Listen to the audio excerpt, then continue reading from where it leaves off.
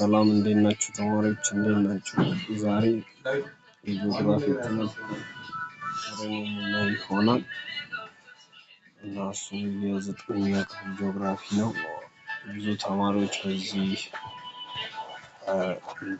በዚህ በታች ደረጃ ባሉ በ9 እና በ10 በ11 እንዲሁም በ12 ላይ በደንብ ተግተው እንዲሰሩ ታስቦ የተሰራ ቻናል ነው። የቻናላችን ሁሉ ጊዜ ተማሪዎችን በትምህርታቸው ጎበዝና ጠንካራ እንዲሆኑ የሚረዳ ቻናል ነውና ያው እያበረታታችሁ ሰብስክራይብ ያደረጋችሁ አስተያየት ካላችሁ ደግሞ ውስጥ ይጻፋችሁልኝ እንድትከታተሉ በማለት ትምህርቴን ጀምራለሁ ማለት ነውና መጀመሪያ ያው ሁሉም ሰብጀክት መግቢያ አለውና ለዚህም ደግሞ ጂኦግራፊ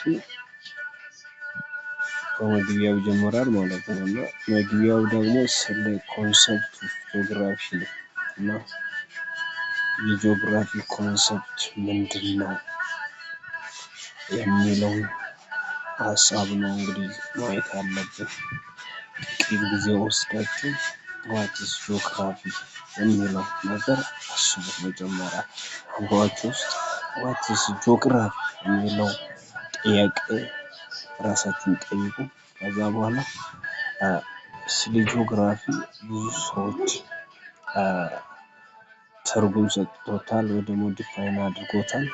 ነገር ግን ጭራሽ ጂኦግራፊ የሚለው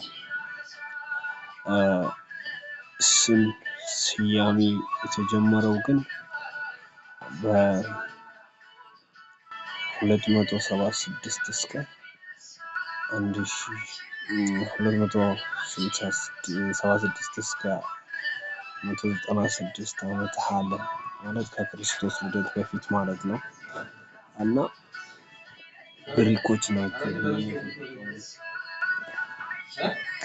ናቸው ይህንን የተጠቀሙት ማለት ነው። ይህ ብቻ ሳይሆን ብዙ ስኮላሮች ወይ ደግሞ ምሁራኖች ጂኦግራፊ ላይ ሰፊ የሆነ እንትንን ሰጥተዋል ይላል። በተለያየ መንገድ ጂኦግራፊን ዲፋይን አድርጓል ማለት ነው እና ከነዚህ ውስጥ ደግሞ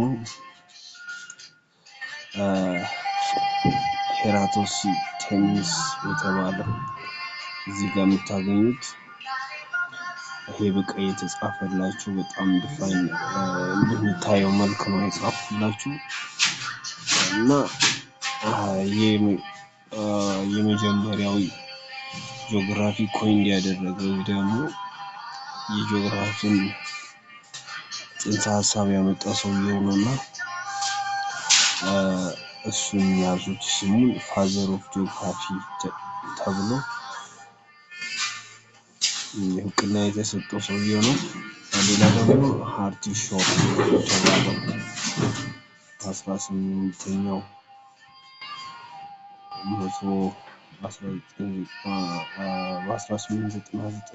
1992 ጂኦግራፊን discipline that provide an accurate orderly and rational description of the variable character of the earth's surface ብሎ ጂኦግራፊን ዲፋይን ያደረገ ሰውዬ ነው ማለት ነው። ሞደርን ዴፊኒሽን ደግሞ አለ። እሺን ደግሞ የዛሬው ዴፊኒሽን ነው። ዛሬ ላይ ደግሞ ጂኦግራፊ እንዴት ዲፋይን ሆነ? ጂኦግራፊ is defined as a science እንደ ሳይንስ ነው። ዛሬ ላይ እንደ አንድ ሳይንስ ነው ጂኦግራፊ ዲፋይንድ የሚደረገው ማለት ነው። that studies the spatial distribution of physical and human features እዚህ ውስጥ spatial distribution of physical and human features feature their arrangements interrelationship and their causes and effects የሚለው ዘመናዊ ጂኦግራፊ ዴፊኒሽን ነው ማለት ነው። እና እነዚህ ሁለት ነገሮችን ያዙት። የመጀመሪያው የሄራቶሲቲን እና ሁለተኛውን ደግሞ የዘመናዊውን በደንብ ያዙበት። ዞሮ ዞሮ ዲስክሪፕሽን ኦፍ ዘ ሄልዝ የሚለው ሀሳብ አሁንም ደግሞ ብዙዎቹ በዚህ እንደሚስማሙ ነው ማየት ያለባችሁ። የተለያየ ዳይናሚክ የሆነ ተለዋዋጭ የሆነ ዴፊኒሽን እንደሚኖረውም ደግሞ ማወቅ አለባችሁ። ሌላ ደግሞ የጂኦግራፊ ወሰን ነው ወይ ደግሞ ስኮፕ ኦፍ ጂኦግራፊ የሚለውን የምናየው። ስኮፕ ማለት የጂኦግራፊ ጥልቀት ከየት እስከየት ደግሞ በዋናነት ደረጃ ከየት እስከየት ማለት ባውንደሪ እስከምን አይነት ወይ ደግሞ እስከየት ድረስ ማጥናት እንደሚችል ጂኦግራፊ ምን ነገሮችን ያጥናል ተብለን ከተጠየቅን እነዚህን የጂኦግራፊ ስኮፕ ነው የተጠየቀን ያለው ማለት ነው። እና ስኮፕ ማለት ኤክስቴንት፣ ሬንጅ፣ ታይፕ ኦፍ ኮንቴንት ከቨርድ ዊዝን ስፔሲፊክ ፊልድ ኦፍ ስተዲ ጂኦግራፊ የሚያጠነጥንባቸው ወይ ደግሞ የሚያጠናባቸው ወሰኖች ማለት ነው። The scope of geography is incredibly broad and dynamic. የጂኦግራፊ ስኮፖች ደግሞ ተለዋዋጭ ናቸው፣ የማያቋርጥ እድገት የሚያሳይ because it constantly expand with new discoveries and technology። ምክንያቱም ተለዋዋጭ የሚሆንበት ምክንያት ደግሞ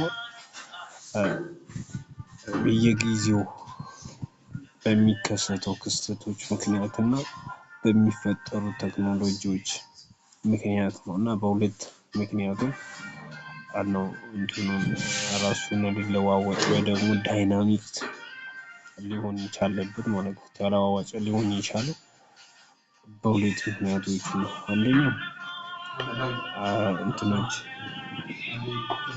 ስፓሻሎች የሚቀያየሩ ናቸው። ለምሳሌ ትናንት ያልተሰራው ካርታ ፕላን ዛሬ ሊሰራ ይችላል።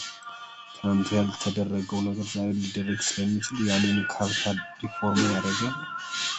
እንደገና ደግሞ ሪፎርም ሊያደርግ ስለሚችል ተቀያያሪ ነው ማለት ነው። እና እነዚህ ከስኮፖች ውስጥ እነዚህ አራቶች ናቸው። የጂኦግራፊ ስኮፕ ሃይድሮስፌር የውሃ አካላት የሚያጠና ነው። አትሞስፌር ደግሞ አካባቢውን የሚያጠና ነው። ሊቶስፌር የመሬት ጠፈር ክፍል ወይ ደግሞ ድንጋያማ ንብርብር የሚያጠና ነው። ባዮስፌርም አለ፣ የህይወት ክበብ ባዮስፌር ተብሎ የሚታወቀው ማለት ነው። እነዚህን ሶስቶች እናንተ እያነበባችሁ መሸምደድ ናቸው። ስኮፕ ብላችሁ ጂኦግራፊ ስኮፕ ብላችሁ እነዚህን አራቶች ሃይድሮስፌር፣ አትሞስፌር፣ ሊቶስፌር፣ ባዮስፌር ሁልጊዜ ሃይድሮስፌር ማለት ሃይድሮ ከሚለው ከውሃ ጋር የተገናኘ እንደሆነ፣ ስለዚህ የውሃ አካላት በሰማይም ቢሆን በምድር ውሃ ከተባለ ሃይድሮስፌር ነው። አትሞስፌር ማለት ደግሞ የጋዞች ክምችት እና የኤር ክምችቶች ናቸው። እና እነዚህን የሚያጠና ጂኦግራፊ ደግሞ አትሞስፌር ይባላል። ሊቶስፌር ማለት ደግሞ መሬት ነው። በቃ መሬት አሁን ከምንቆምባት መሬት ጥልቀቷን፣ አለቶቿን፣